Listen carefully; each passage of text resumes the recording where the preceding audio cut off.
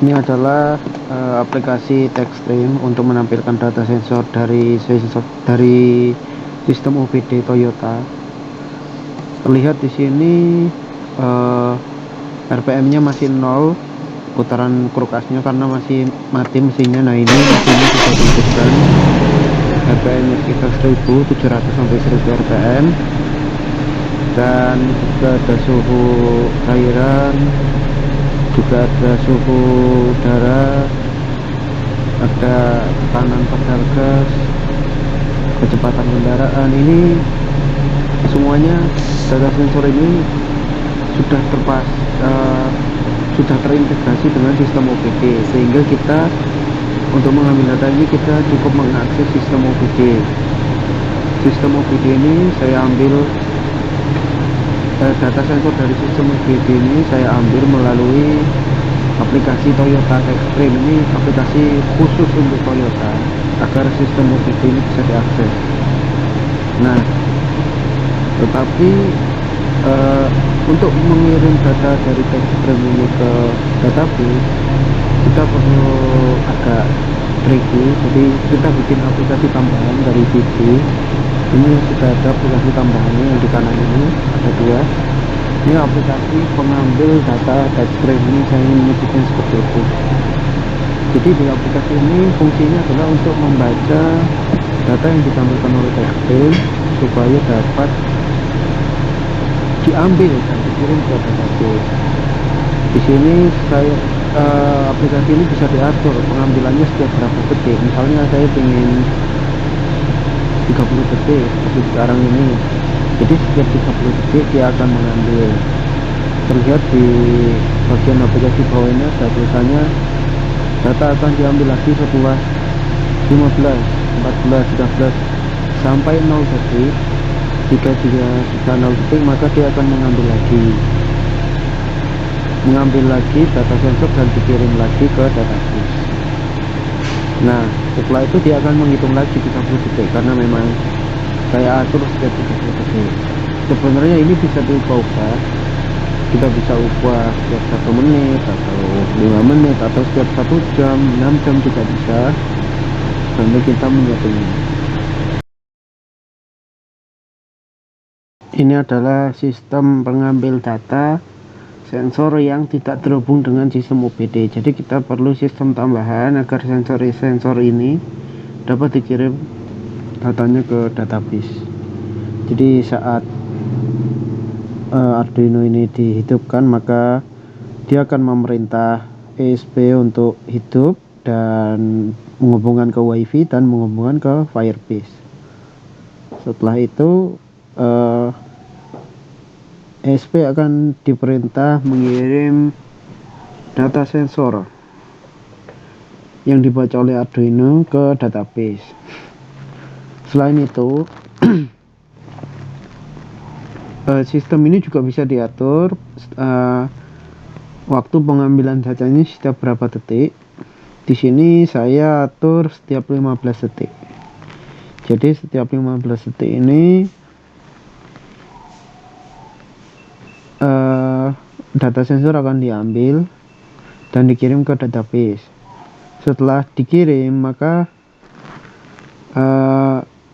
ini akan menghitung selama 15 detik.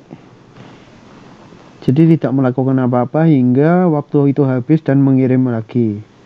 Dan di sini juga ada data log. Jadi selain mengirim ke database, dia juga akan mengirim riwayat di Firebase supaya nilai-nilai data sensor yang sebelumnya sudah dibaca tersimpan secara urut berdasarkan waktunya. Di sini terlihat waktu-waktu sekarang dan waktu pengambilan selanjutnya.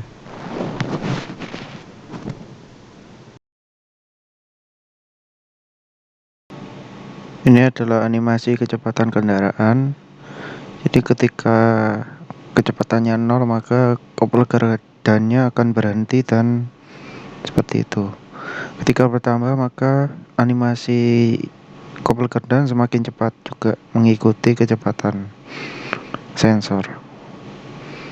dan juga ada keterangannya seperti agak kencang, pelan, dan berhenti.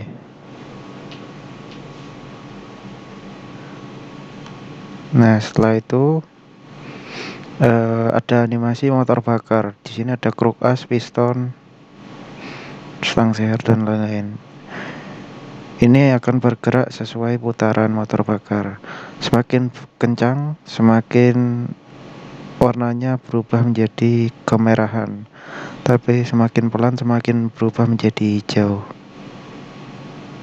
Seperti pada video ini terlihat. Nah, sekarang warna merah. Ini visualisasi untuk pedal gas.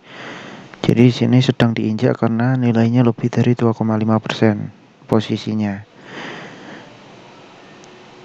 Ketika di bawah 2,5% maka tidak diinjak keterangannya. Ini sedang diinjak dan animasinya berubah menjadi ditekan. Lalu selanjutnya ini suhu radiator. Sini animasinya adalah berubah warna. Jadi semakin tinggi maka warnanya akan semakin merah. Tapi kalau normal warnanya hijau dan kalau dingin warnanya biru.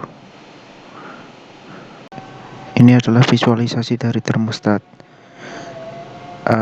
Animasinya ini mengikuti dari nilai suhu radiator. Ketika suhu radiatornya rendah maka katupnya menutup dan berwarna merah. Tetapi ketika suhunya tinggi, katupnya terbuka dan berwarna hijau. Ini adalah animasi dari throttle body. Jadi ini animasinya adalah menggerakkan katupnya. Katupnya ini bisa bergerak mengikuti nilai dari sensor pedal gas rentang 0 sampai 100%. Jadi ketika terbuka maka katupnya akan berdiri seperti itu. Ini adalah filter oli. Ini filter oli digunakan untuk mempermudah saat terjadi masalah. Jadi kita tahu lokasi dari filter oli di mana. Ini adalah sensor tekanan oli.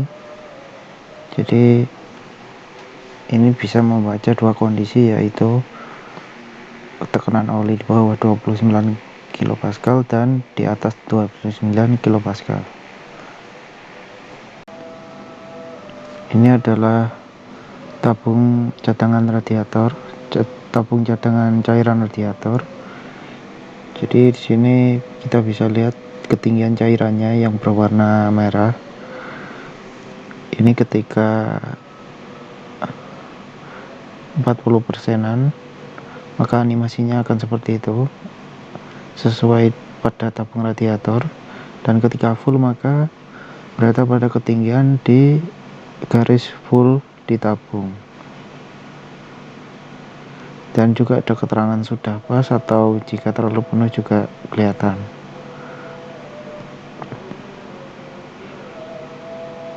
Di sini kita bisa lihat cairannya tanpa harus melihat di dalamnya. Ini adalah animasi dari aki basah. Jadi aki basah ini kita bisa lihat isi dari cairannya pada elemen yang paling paling kanan. Ketika kita mengisi air aki maka akan kelihatan persenan air akinya dan animasi air akinya juga akan semakin naik. Begitu juga kalau air akinya berkurang, animasinya juga ikut turun, bergerak turun. Di sini kita bisa lihat keterangannya di situ ada sudah pas dan juga bisa terlalu penuh. Jadi tergantung dari nilai ketinggiannya.